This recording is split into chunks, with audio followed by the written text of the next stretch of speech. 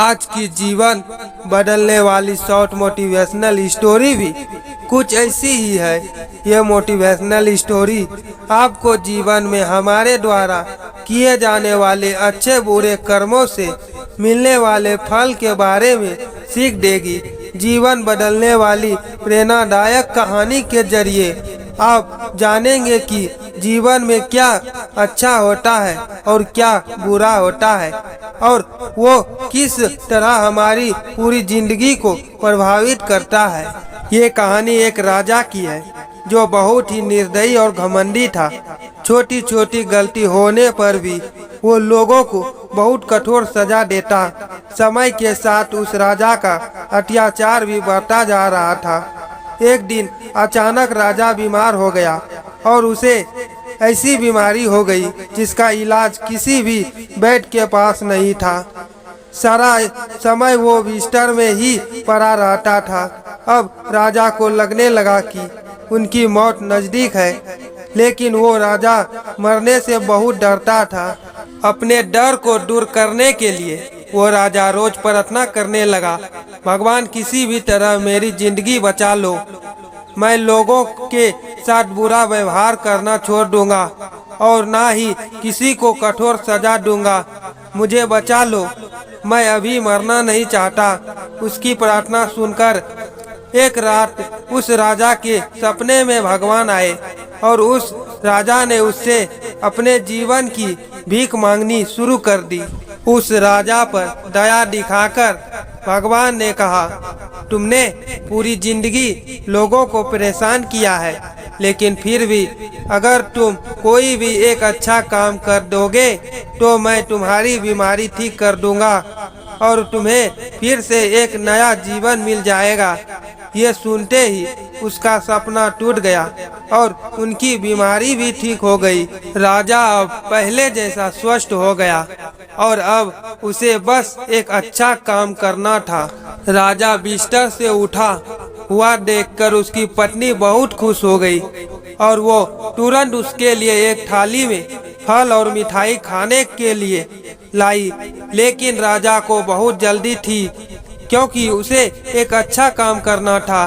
तो उसे लगा कि उसकी पत्नी उसका टाइम बर्बाद कर रही है और गुस्से में उसने खाने की थाली को फेंक दी और अपनी पत्नी पर चिल्लाते हुए बाहर की तरफ भागा।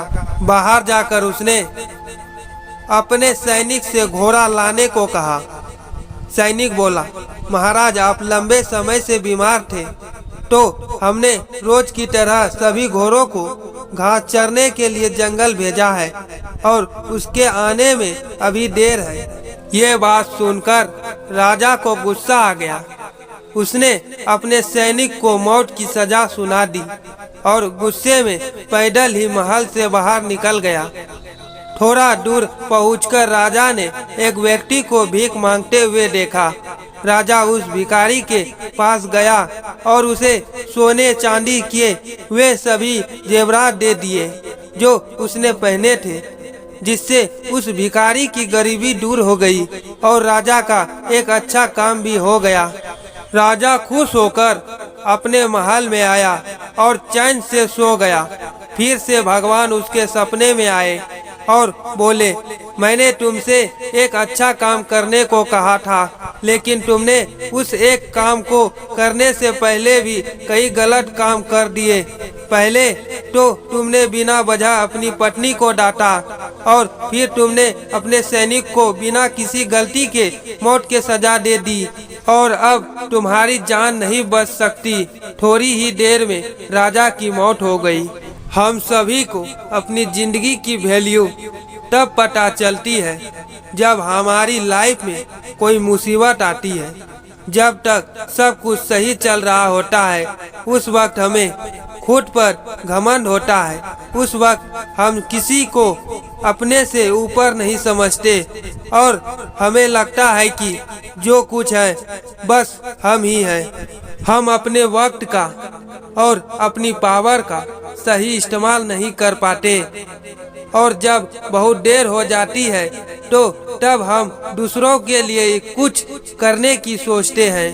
कई लोगों की आदत होती है जो अपने ही फैमिली मेंबर पर गुस्सा करते हैं, बेवजह लड़ाई करते हैं और बाहर के लोगों के सामने अच्छा बनने का नाटक करते हैं। लेकिन हमें ये बात नहीं भूलनी चाहिए कि अगर लोगों की जिंदगी में कुछ अच्छा ही करना है तो उसकी शुरुआत अपने घर से ही करनी चाहिए। जब हम अपने परिवार के लिए सही होंगे तब जाकर हम बाहर की दुनिया के लिए कुछ अच्छा कर पाएंगे। हम सभी को जिंदगी एक ही बार मिलती है, अगर इसे सही से जिया जाए तो एक ही लाइफ बहुत होती है। किसी ने क्या खूब कहा है, आपके कर्म ही आपकी पहचान है, वरना एक नाम के यहाँ हजारों इंसान है।